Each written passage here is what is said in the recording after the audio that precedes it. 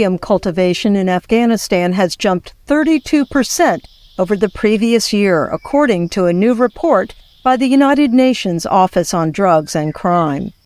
Despite a ban in April on the cultivation of all narcotics, opium production surged from 177,000 to 233,000 hectares since the Taliban took over the country, making the 2022 crop the third largest area under cultivation since 1994, when systematic monitoring began.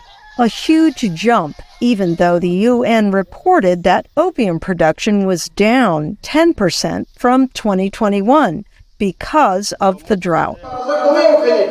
The Taliban's Interior Ministry rejected the report.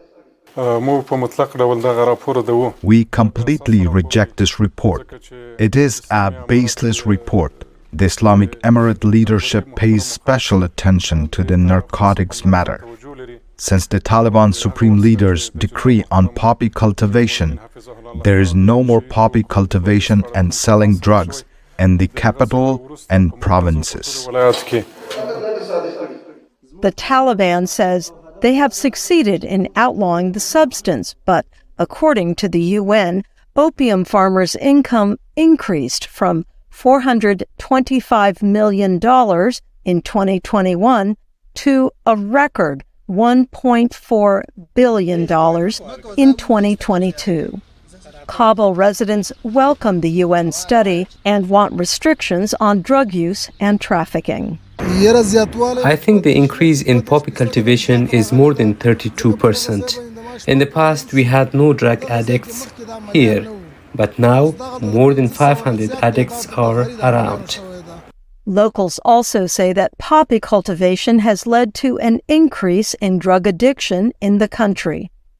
At a gathering in March, the Taliban's Deputy Prime Minister, Abdul Salam Hanafi, admitted there could be as many as 5 million drug users in Afghanistan. And while that number exceeds 2015 estimates by 1.5 million or more, treatment resources are down due to cuts in international funding. Since the Taliban assumed power, drug treatment facilities and therapies have been cut in half.